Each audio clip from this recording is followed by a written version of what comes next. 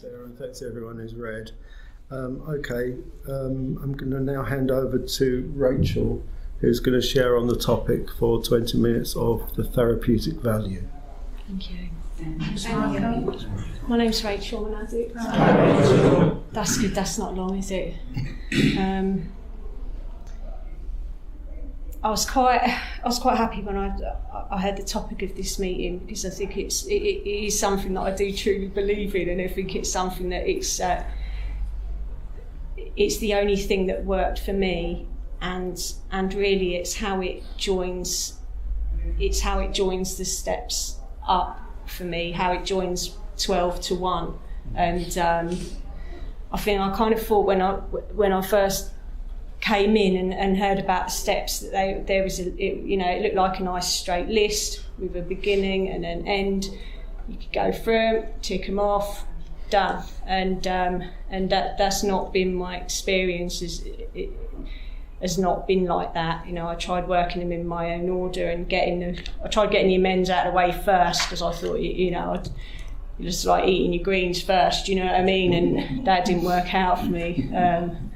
Went to make amends to someone and threatened them, and then found out that I had to do certain things in an order. But for me, they're more like on a continuum, and the therapeutic value of one addict helping another is what links it back up again and keeps it going, and really that is just about sharing experience, strength and hope, and that's what we do in all our meetings, and that's what makes sense of all that we've been through in our addiction. That's what makes it meaningful and useful, and how we can help each other. Before I came in, I hadn't actually actively sought help. I'd had various kind of cries for help and then sort of screams for help, but I hadn't really gone to look for help open-mindedly with the intention of really getting any help. It was more sort of desperate, get me out of here sort of stuff, and the help I'd received was medical and psychiatric, which I'm sure works for a lot of conditions, but for addiction, the help I was receiving didn't work for the condition I had. So it wasn't until I actually wanted to get clean, when I was ready to receive that help. That's when I found NA. I was 22, in a psychiatric hospital, detoxing. It was in the 90s, and there was a new super detox where they would just whack you up with naltrexone and just see what happens. That was what it was. It was supposed to take 7 days. I think it was probably a cost-cutting exercise of some description, but needless to say, it wasn't very successful.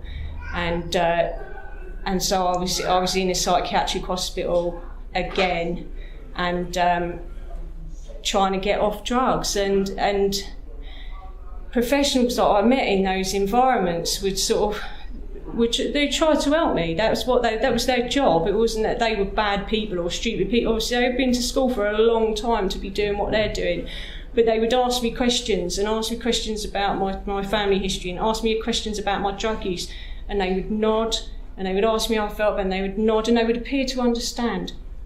And then they'd always get to a point where they'd go, "Why'd you do that?" And if I knew that, I wouldn't have to do it. You know what I mean? And so really, the only way I could understand why I did what I did, the only thing that ever made sense to me, I went to my first meeting. I was clucking 6.5 stone. It was August. I was sweating. I had a big jumper on. And went to this meeting, and it was a step 2 meeting, and because it was in quite a small town, and they'd had newcomers the week before, so they'd already done step 1. They didn't want to go back again, so they'd done step 2, and it was actually perfect for my first meeting. To walk into a meeting where people were sharing their experience and their insanity was perfect for me, because I believed I was insane. I didn't. When medical professionals used to suggest to me that if I had a drug problem, that possibly as a solution I may consider stopping taking drugs, that went straight over my head. I didn't understand. I thought, that can't just be the problem. I'm obviously barking. Look at what I'm doing. And they would sort of knock a few labels around, and I'd think, yeah, maybe it's that. And when I did get thrown into psychiatric institutions, I actually felt quite at home. So it wasn't a shock for me to hear from people that I was nuts. But going into a meeting and hearing people talk about their insanity related to their drug addiction, it was like, that bit in the film in Bonnie and Clyde where they come out and all the light bulbs go off with the flashes with the pepper. That's what my first meeting was like. It was like, oh my God, it's that. The light bulbs all went off at once. And people were talking about the guy who'd done the chair.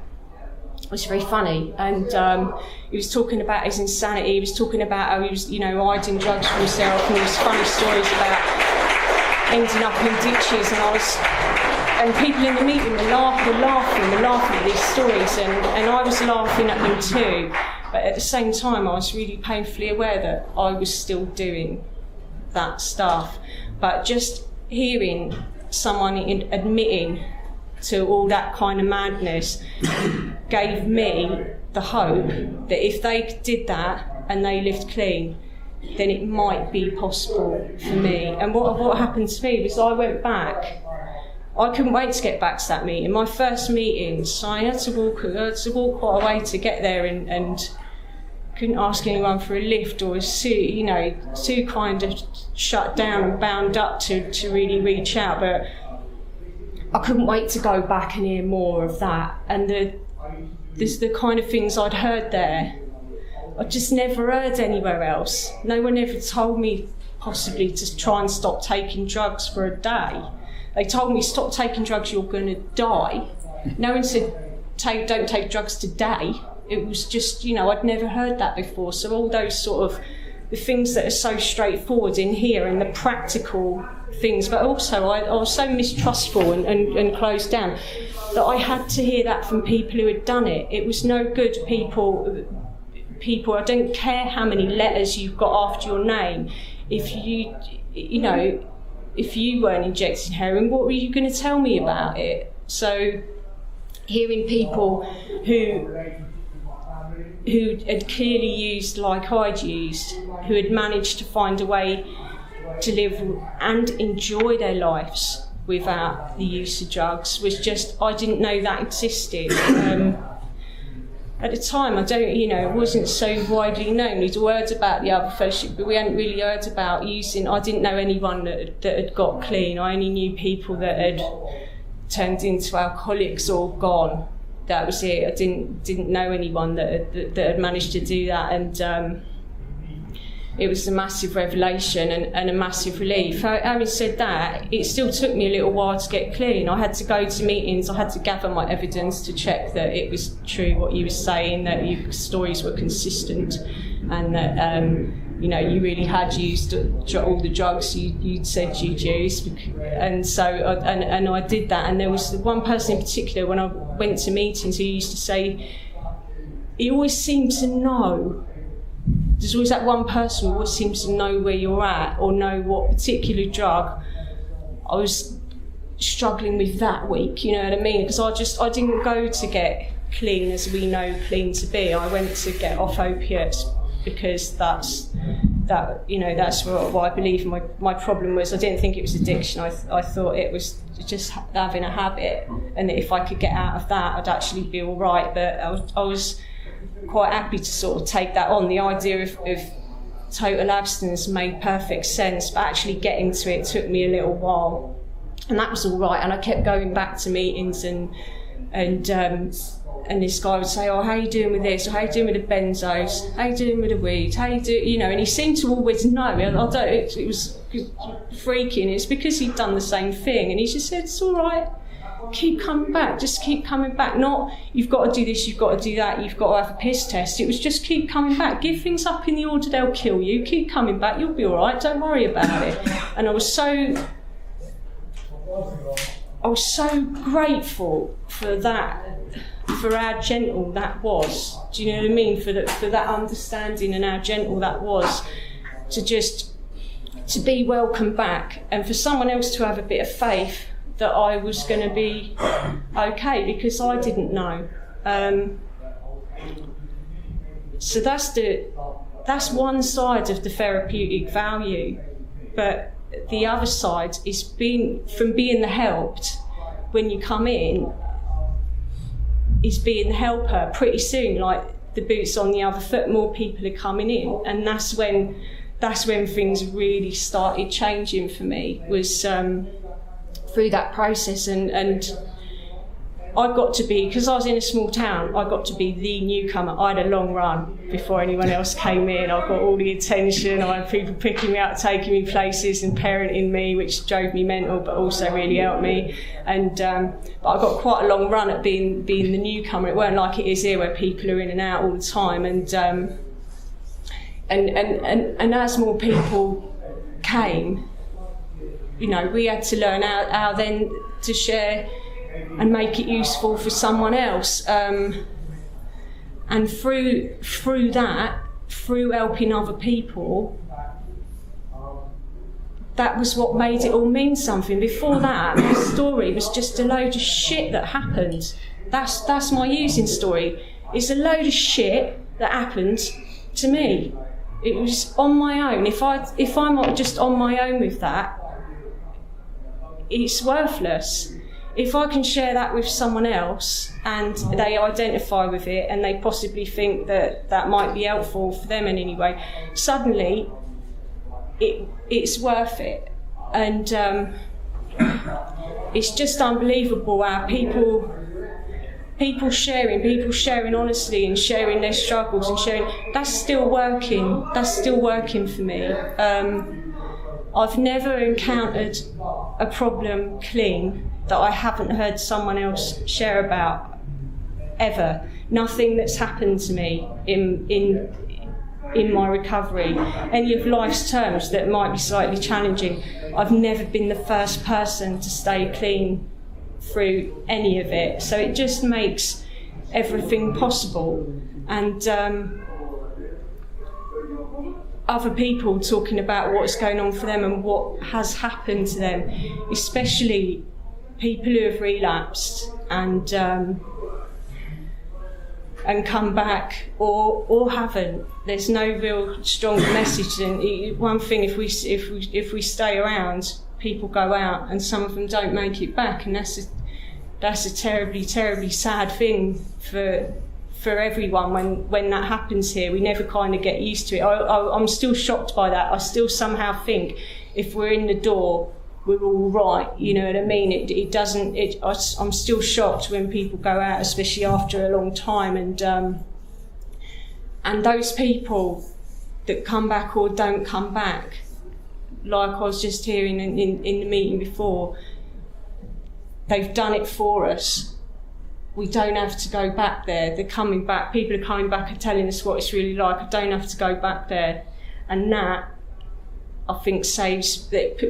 More people who have come back and told me relapse stories saved my life more than anything else. Because left to my own devices, I'm not naturally plugged into the solution. I have to actually make a concerted effort to be looking at a solution. Today I was thinking about this topic today, and it was quite nice. I've gone for a run, I was thinking about this topic, which made a change, because usually when I go for a run, I'm thinking, I don't want to do this. Or I'm thinking what I'm going to eat when I finish doing this, or I'm just chewing on resentment. Really, to be honest, that's what I do when I'm running. So to actually think about this as a topic, and how the model of our model of recovery, where people come in from the war and help other people get out of the war, it's genius.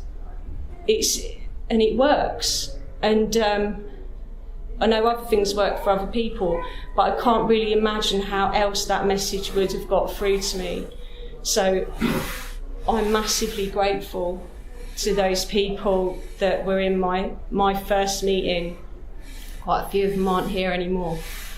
And I don't know by what good luck I've managed to stay around, but I'm massively grateful to the other people who have as well. sometimes it feels like the fellowship don't really change. People come in, people go out, and it all stays the same. It feels like that.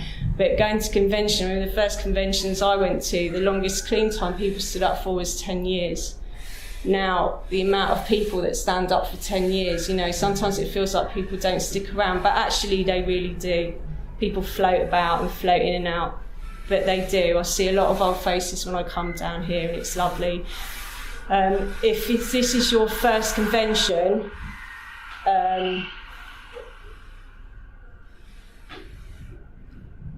hang in there. Everyone feels really mental at their first convention, and it's supposed to be really, that's normal. It's normal to feel anxious. I still feel anxious when I walk down Euston Road and see 100 people smoking outside a door. I still get that feeling, it's frenetic and it's mad, but well done for getting here. We're all brilliant, aren't we? So thanks for listening. That's it.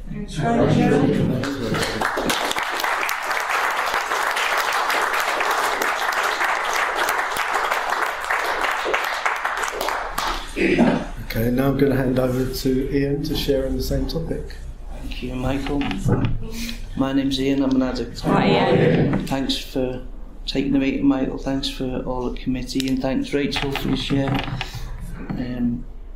I'm just looking in the audience and see a few, and it's on the therapeutic value, and I was just thinking, when I looked up, I was thinking of a time when Sarah was taking me to meetings, to the King's Cross meeting, and Liz was there, and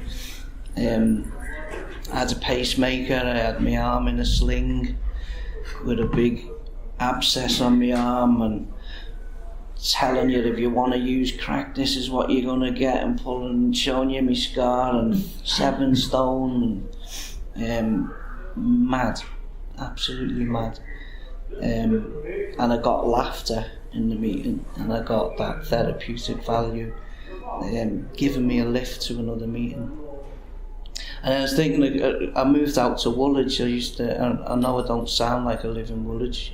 I originate from Liverpool, but I moved out to Woolwich, and there was no meetings, there was no NA in Woolwich when I moved there. And I thought, and I just got this flat, I'd just been through rehab, and went into a move on house, and I just got this flat, my first flat, clean, and Chris was there then, and I didn't have no couch, nothing to sit on, anything, and he come and said, do you want to do this Epsi little thing today with us? It's just like a talk on Epsi, and we'll give you some Sainsbury's vouchers for your sort of food, and that was just help, and that's what it's been like for me in NA. I've just been, whenever I've needed help, therapeutic value of people carrying stuff to me, showing me stuff, showing me how to stay clean, how to get clean. It's always been there. I was 12 steps in a phone box in Hoxton, just up the road here. And at that time, I'd never heard of NA. I'd been using for 26 years. I hadn't heard of anyone clean, like Rachael said. There was no one clean in my family. There was no one clean in my world. And I used to think everyone uses. I had to change that word, everyone, because everyone didn't use, because everyone I was with used, you know what I mean? And I used to use with the local psychopaths, me. I used to use with people who basically beat me up and stuff and take my gear off me, you know what I mean? I used to smoke crack with this guy who used to dive in a wardrobe and put a quilt over his head after he's had a pipe and just sit there, you know what I mean? And think, that can't be fun, pranged and with a quilt over my head, you know what I mean?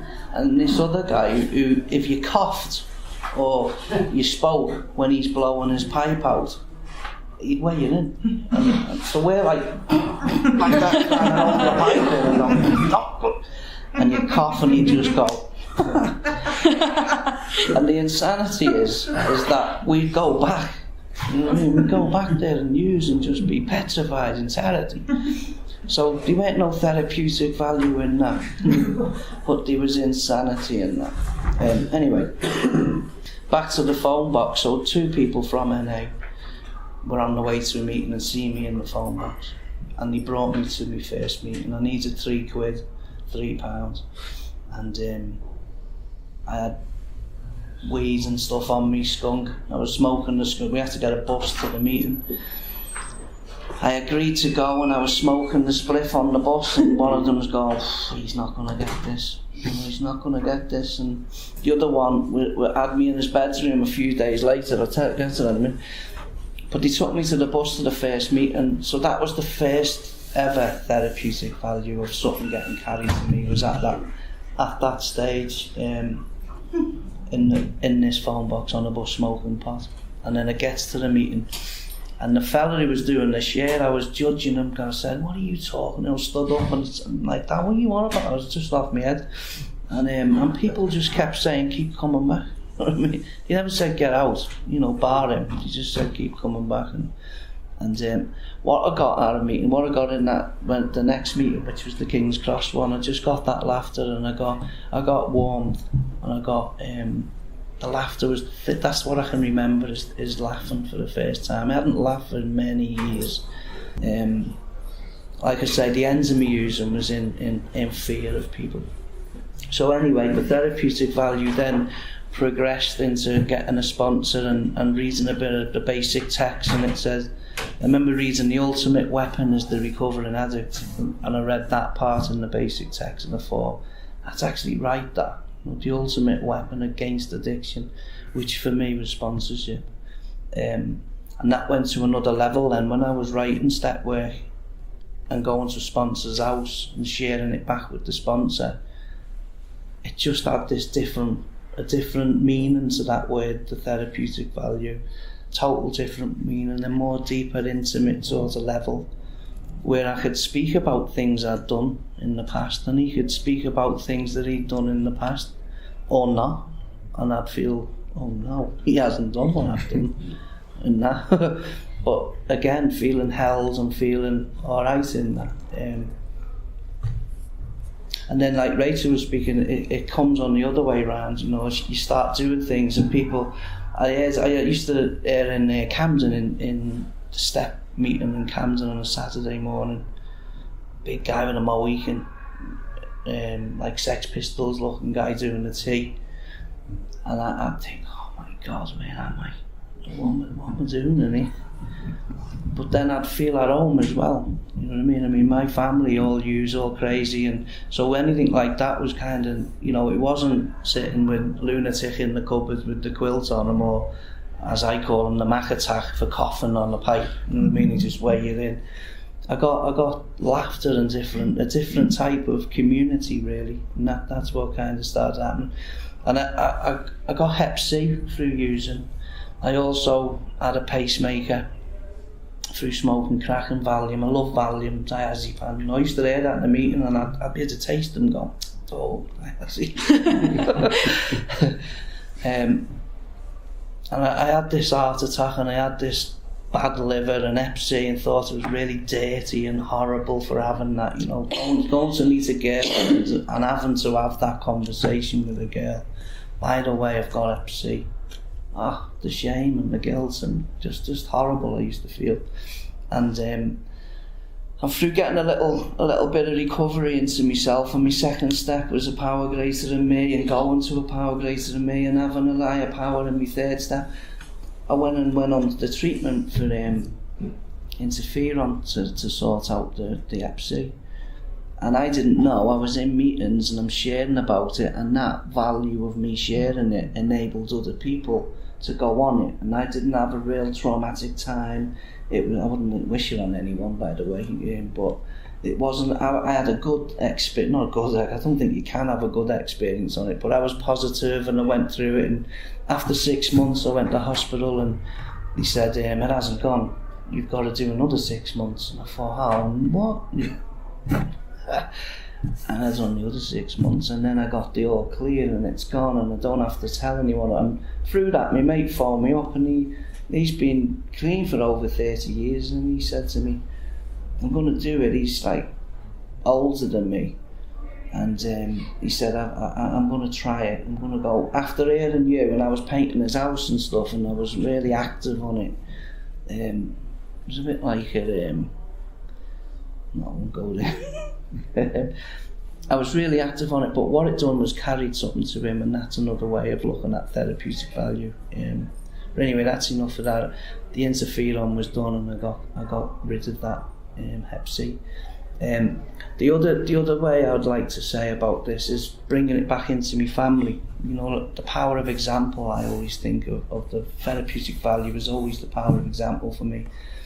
My sister and my brother-in-law, I tried 12-stepping. I tried taking share CDs home. I tried the step working guides. I tried another fellowship thing. I put them all there in the house, and they're both dead. They didn't, you know, so the forcefulness of me doing it didn't kind of work. It didn't work, and I buried both of them. But by being the example, like my sister who died, her son, he's in this strange place. He's sort of like militia, sort of ISIS-y type guy, but a white guy, racist, supremacist sort of thing, dealing with his mum's death. He's gone into this other group who are fanatics, but what he does, he gets really smashed out his head, and when he does that, he starts messaging me, saying, you know, I don't know what you do, but I know you've got clean, and will you take me? And then this is while he's smashed, but then the next day when he's all right again, he goes, did I speak to you last night? You know, like it was a blackout type of thing. But that's what I'm trying to explain with the therapeutic. Just the power of example, doing something. It carries the message better in that way. And for me, about sponsorship, I'm just going to say, this guy, 27 years he was on Thursday.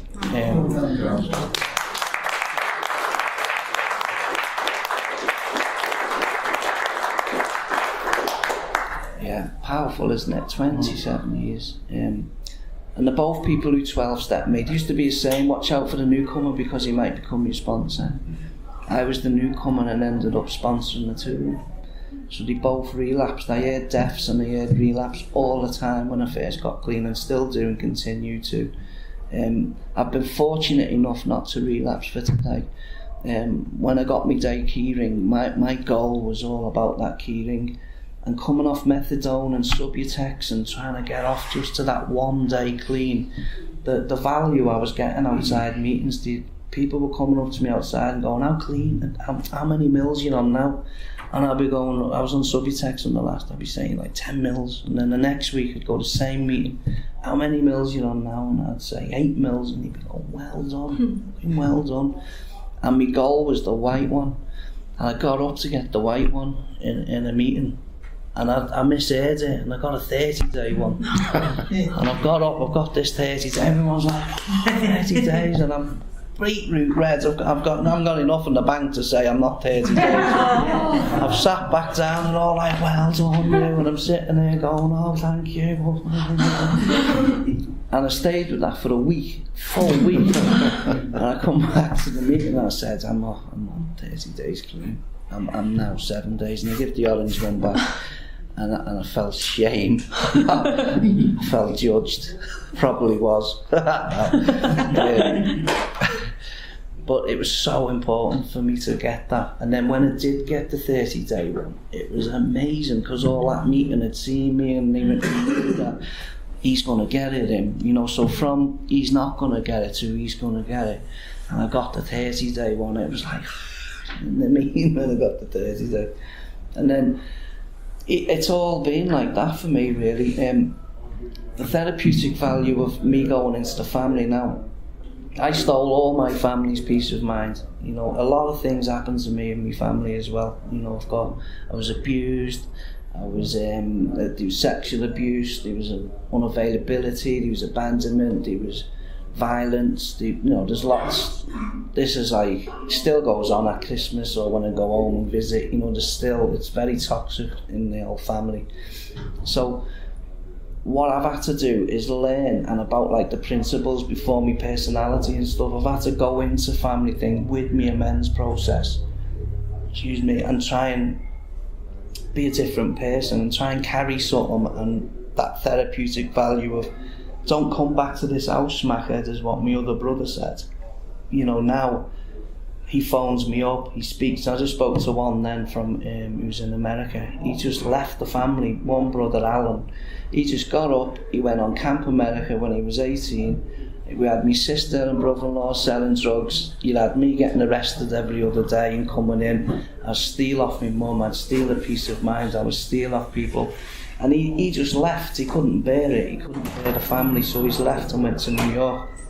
Now, since me getting clean, I used for 25 years, and it was only about 7 years ago I started thinking of my brother and why he went. You know what I mean? I never thought of that before. I just used it, didn't really care, didn't give him a second thought.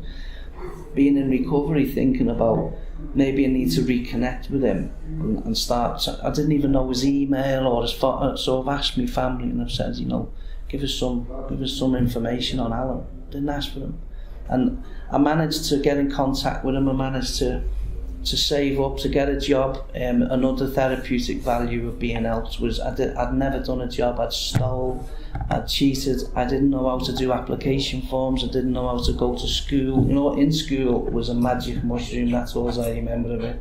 Magic mushrooms, Led Zeppelin, that's it. I can't remember school. I'd come out and, you know, when you tie you on the last day and you write all over your shirts and all that and get like stuck in bins and all that. He's what you do up north, I don't know what you do here. Trainers robbed off your feet and all that, so you're walking home with no socks on and just shamed, basically. And I was sitting in this field thinking, what am I going to do with my life? What happened there? You know, it was like, I had no idea what I was going to do. And then getting clean and speaking in a meeting, I went for this interview, to get on a college course, and I couldn't do it. He said, right, do this English and maths test to get on the course. I had no idea how to do it. You know, like algebra, or if I get a pizza and it's £3 and I cut it into 4 and I use one piece, and how much is that piece? And I went, how long have I got to answer these? And 20 minutes. I was at least 25 minutes thinking, half a pizza if you could. Just wouldn't go in. And the fella said to me, nah, you can't come on this course. So I went to a meeting and I shared it in the meeting, and some mum come up to me afterwards and she said, I'm an English teacher. She said, I'll teach you English free. Come to mine each week and I'll do some English with you. And she taught me, like, you know, like there, and there, different ways of spelling. I had no idea. So I'm doing this like there. Basically Peter and Jane, when them little old boots when they were young. I went straight back to that. So that was another value I got off someone. And then I went back to college, and I got a pass, I got a merit, and then I got a distinction. You know what I mean? And then I got another distinction after it, and that I didn't never think I'd be able to do that. You know what I mean? Never thought that. And then the other value was being in a meeting, and I hadn't spoken to my daughter for 5 years now, clean, and I'm regularly texting her, and I'm trying to contact her, and she's not having none of it. And he had a woman in the Brixton meeting on a Sunday saying, I've just spoke to my son for the first time in 19 years. And I thought, wow, there's a little bit of hope there now. So she's carried something to me that just maybe one day I'll be able to get in contact with that. But I know I've jumped from Alan first, so I just want to wrap Alan's one up. What I've done with Alan, as the amends process has gone on and he's in America, my mum's 84.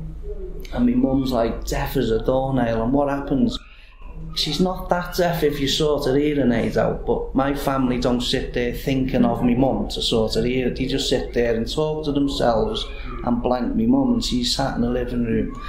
So I make an effort to go and see her, and I put like Columbo on, and she loves Columbo, absolutely loves Columbo. So I just put, well actually I've been putting like Troy on, Brad Pitt and that on lately, and putting different ones, and I got an Avatar, she loved Avatar, she's like blown away by Avatar.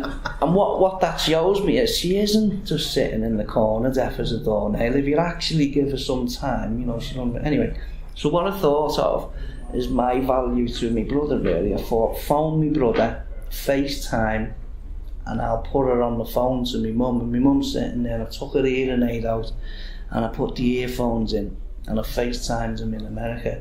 They hadn't spoke or seen each other for 25 years, and she's just absolutely, she's just going, like this on the phone, Helen, and she's touching the phone and putting them off, you know. Trying to get in the phone and that. And I'm going, no, Mum, you don't do that, you do. And Alan's got his girlfriend on the couch, and I'm just sitting there thinking, oof, this is what NA gives me. I mean, what? This is a value I can take out, and I can carry something therapeutically out there. I looked the words up, therapeutic, and it said healing. It said a cure or healing. So I thought, yeah, it is very healing what we do to each other in here, and that's been through sponsorship and stuff. And so that was that bit. But my daughter now, the healing process with her. You know, I walked out on that girl when she was 8. She remembers me getting beat up in the street outside the house when I'd been accused of setting dealers up, and he came firm-handed. And she had to watch. I had to walk out into the street and just absolutely get demolished. And these fellas in the car, they didn't like hold back on anything. They wasted me. And I had no idea this girl was looking out that window at me at 8 years old. No idea. So through getting a commitment, that Camden meeting, I got a commitment. The message was carried to me to get the commitment. To get a commitment and stuff, and I did, and I done that commitment, and I got all the key rings and all the literature up. I took it serious, really serious, is what I found with commitments. So what I done was started texting my daughter each week, because I was, you know, the little NA texts you get, like God loves you and all that type of stuff, you know, the ones you get when you're a newcomer. And I thought, that's a great way, that, because it's maybe sometimes I was in a bad place and I'd get these texts and go, wow, and I'd feel a little bit better. And I thought, I'm going to do that to my nieces, my nephews and my brother and that, and start sending them texts. And I did to my daughter, and she never ever got back to me. It took me 5 long years of texting. And one text came back on one time, and it said, I'm okay, Dad. Now I can't express how shut down and frozen I was inside, and then that Dad just opened something up inside me. I hadn't heard Dad since he was born. I hadn't heard it, and it just went, oh. And then I tried phoning her straight away, and she just knocked the phone off, you know, and it goes straight onto answer machine because she can't deal with it. And this is the therapeutic value. I phoned my sponsor up. We're standing in Woolwich on the common where that fella was killed, that soldier. And I'm standing there going, I'm desperately trying to get this sort, and it was my control, and he's just going, look, it'll happen in time, be patient, and all these therapeutic words coming, and it just made me stop, like, trying to force things to happen. It was a weird experience. It was like a rucksack come off, and I didn't fight. And then I thought of the girl in Brixton and thought, 19 years she waited, but she didn't use, and she kept going to meetings, and it happened. So I got this message off a nan, so my ex's mum, and said, Demi wants to see you. She wants to see you. And she texted me back and said, I'm okay, Dad, with a kiss. And that just blew me away. And I used to I always say the Coldplay thing, I used to cry to Fix You, the song from Coldplay, to the words, lose something you can't replace, and I can't replace my daughter, and I used to feel so much shame and stuff around that. But I used to listen to the other part, which was Light Will Guide You Home. And I'd cry when I'd hear that. I'd hear the song and I'd be like proper victim in my room. replaying it, feeding it, and then I met her at a Christmas, and I went to hers, and I spoke to my sponsor and said, what can I get her? And he said, well, what does she like? And I had no idea and stuff. I thought of an iPhone, so I got an iPhone. I thought, that's a fantastic icebreaker. You know what I mean? She doesn't know what iPhone is, and all the apps and all that stuff. And through recovery, I was able to get her an iPhone. So we went back. I went to Liverpool, and I met her at this Christmas, and it was dead distant when she first come in. It was like, oh right, you know, she's 18 now. She was a kid when I left, and she's 18. Suppose Liverpool. I don't know what that's about. Because I'm an Everton fan, obviously. But after that little icebreaker, I pulled the iPhone out, and all of a sudden she was like that. The bond was there again, and the mum and the ex, his partner and stuff, all started moving away. It was a bit like, you'd say like in one of them centres where you meet your kids when they're taken away. It was like that, and then all the staff going away. It was in that type of situation, and we were just there together again. And then I was able to take her to see Coldplay in Manchester, and we went to the Etihad Stadium, and me and a friend, and Fix You's come on, the songs come on, and the lights have gone down, and it's yellow, and it's on me, and it's on her, and I filmed it, and she's filming it. And honestly, the moment I always remember, and I've got it filmed as well, and she turned to me and I turned to her, and she just went, Dad, she went, this is the best day of my life, Dad. This is the best day. And I thought, in that moment, right there, right then, about the therapeutic value. I thought, you know, if I in that phone box, have no hope, nothing in the world, Sarah taking me to meetings, meeting Liz, Chris, Nick, all of the people who have met, you know what I mean, to having hope and to having like things heal again in the world and around me and in the family, and getting an education. So all this has been carried to me, and I've been able to carry that back and pass that out onto other people.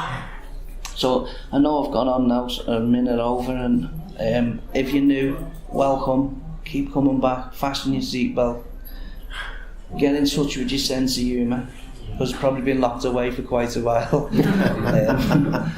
But you will have many, many laughs and an amazing life. Thank you. Thanks.